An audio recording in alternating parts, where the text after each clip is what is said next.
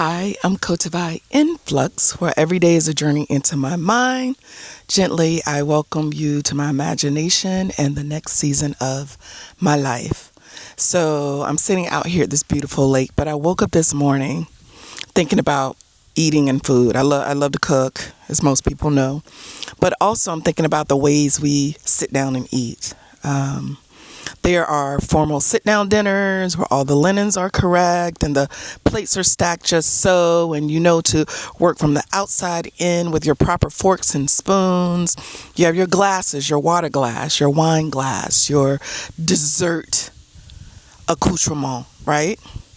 I like those dinners. I'm a little bit bougie-esque and I like a nice sit down dinner. However, I've been known to partake of a good buffet where there's a selection of different things. You can try or not try or eat more of what you enjoy and less of what you don't, and then try some new things. And the buffet is available to everybody. Typically, a sit-down dinner you get if you've been formally invited or you've paid the price for the ticket to be there. Buffet, pretty much pay your money and go.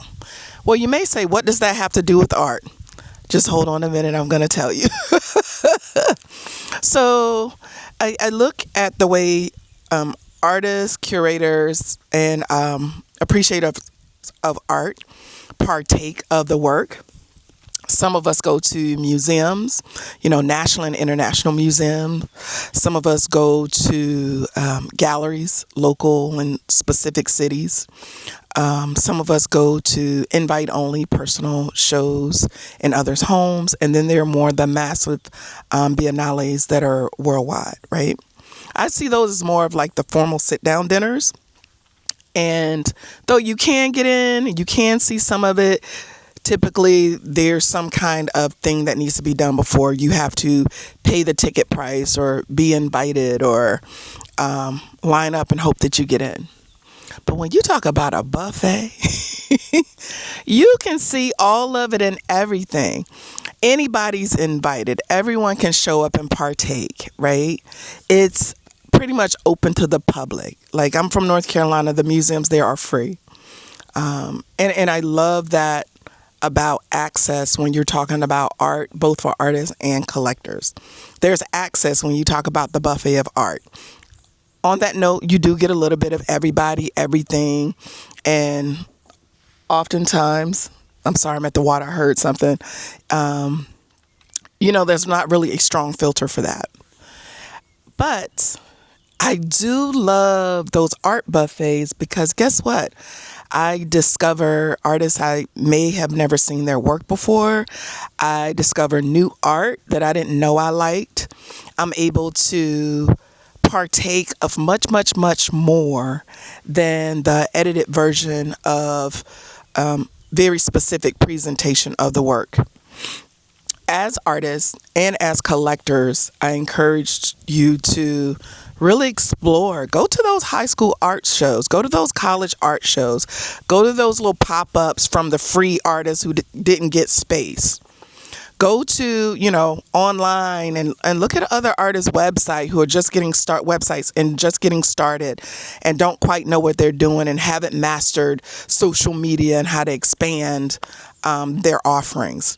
Oftentimes, you can snatch up a really good, nice piece before they're seen as established. Oftentimes, people will follow the person they say others should follow. Like, this person is popular, you got to grab one of these. Or this person is up and coming, get one before you can't get it. But I encourage you to purchase the art or make the art that you love the most. That feeling shows up when you're really passionate about an artist or their work. You are expanding their reach by presenting them in places that may not have been available to you. There are many opportunities to get your work out there without having to pay tons of money, without having to go through somebody as a gatekeeper. Half the battle is just putting your work out there. Even as, a mid-career artist, I consider myself, I struggle with that. I don't typically show my work in process at the end of it. Most of the time I'm dissatisfied. I just put it out there anyway. You still show up for the work and share the work you feel comfortable sharing, but don't let perceived barriers be real barriers. Really, really get in there. And if you can't do the formal sit down dinner, at least do the buffet. Put something out there. Share your process, share your sketches, share the stuff you hate.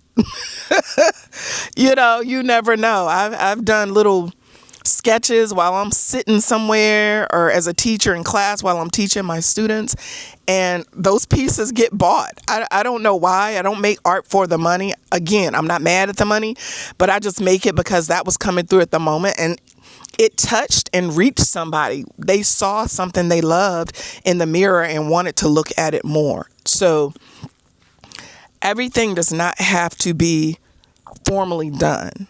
And if you do get the opportunity to have a more formal presentation, just make sure you show up fully as yourself. Do not acclimate to the site that you've been given. Show up fully as yourself.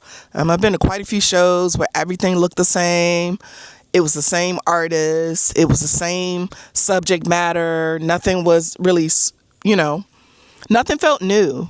And I think that there is a lot of newness out there. There's a lot of different ways to do things, and they may not have the same platforms as those who are more established. And don't get me wrong, I truly respect established artists because the majority of them I know have worked diligently, persistently, and very hard to get to where they are.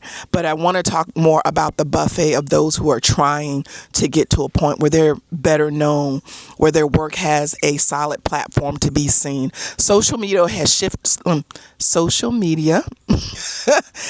shifted a lot for a lot of artists. It gives you a chance to freely show what you're doing without the fear of, okay, I take it back. The fear of judgment is always there, but you can put it out there.